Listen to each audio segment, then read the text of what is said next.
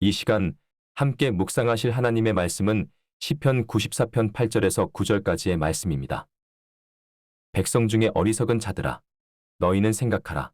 무지한 자들아, 너희가 언제나 지혜로울까? 귀를 지으신 이가 듣지 아니하시랴. 눈을 만드신 이가 보지 아니하시랴. 우리는 종종 하나님의 사랑과 돌보심을 의심할 때가 있습니다. 물론 인류의 범죄로 인해 타락한 이 세상에는 여러 가지의 악과 불합리가 존재하여 하나님에 대한 우리의 믿음을 흔들 때가 있습니다. 하지만 우리가 의심할 수 없는 한 가지 분명한 증거는 하나님께서는 사람을 사랑하셔서 자기 외아들인 예수님을 십자가에 내어주실 정도로 사랑하셨다는 것입니다. 이러한 하나님의 사랑을 믿고 의지하는 것이 기독교인의 신앙입니다. 황제 펭귄은 남극을 대표하는 펭귄으로 성체의 키가 120cm에 수명은 약 20년이며 체중은 최대 45kg에까지 달해서 지구상의 모든 펭귄 중에서 가장 큰 종입니다. 먹이는 물고기나 오징어 그리고 크릴새우 등을 주식으로 하는데 황제 펭귄은 먹이 사냥을 위해 535m의 깊이까지 잠수하면서 약 20분 동안 물속에서 머물 수가 있습니다. 이것은 놀랍게도 핵 잠수함보다도 더 깊은 곳까지 잠수하는 것입니다. 황제 펭귄의 생김새는 마치 까만색 턱시도를 입은 것 같은 모습으로 성격도 온순하고 항상 차렷 자세로 있는 것이 특징이어서 별명도 남극의 신사입니다. 황제 펭귄은 매년 남극의 겨울이 시작되는 3, 4월이 되면 바닷가의 먹이터에서 남극 내륙 지역의 빙하지대로 이동합니다.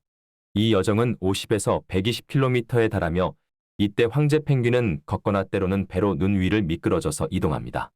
이렇게 내륙의 번식지에 도착하면 암수 펭귄은 거기서 구애와 짝짓기를 하고 함께 둥지를 만들며 이후 암컷은 알 하나를 낳아 수컷의 발 위에 조심스럽게 옮겨 놓습니다.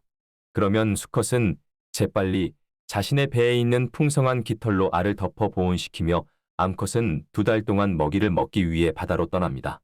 암컷이 바다로 떠난 후 황제 펭귄의 수컷은 알이 부화할 때까지 약 65에서 75일 동안 계속해서 알을 배 부근의 느슨한 피부와 깃털로 감싸면서 발등 위에 놓고 돌봅니다. 그런데 수컷은 이렇게 하여 알이 부화할 때까지 번식지에 도착한 이후 약 120일 동안 아무것도 먹지 못합니다.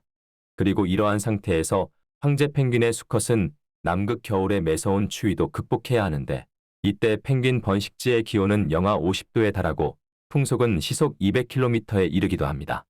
이렇듯 참으로 혹독한 환경 속에서 황제 펭귄의 수컷은 먹거나 마시지도 않고 오로지 알의 부화만을 위해 참고 견뎌냅니다. 또한 하루에 2시간밖에 자지 못합니다.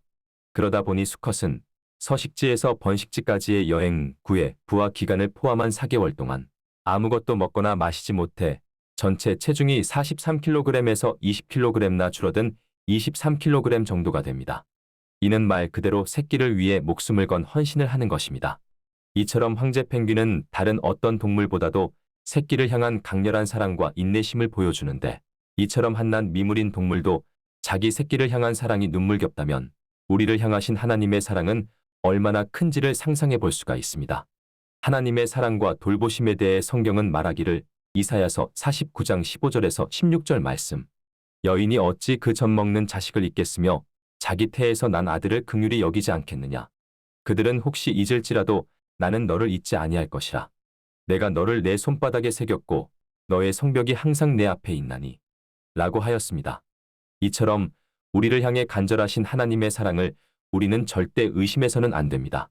그런데 황제 펭귄 수컷들은 알을 품는 동안 추위를 피하고 생존을 위해서 양 몇천 마리씩 함께 무리를 지어 둥글게 원을 그립니다.